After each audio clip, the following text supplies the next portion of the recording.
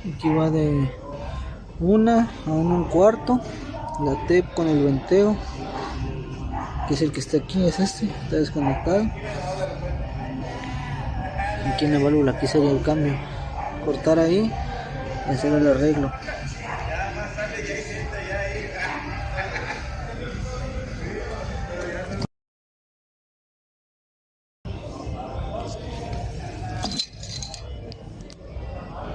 Este va aquí, se rompió.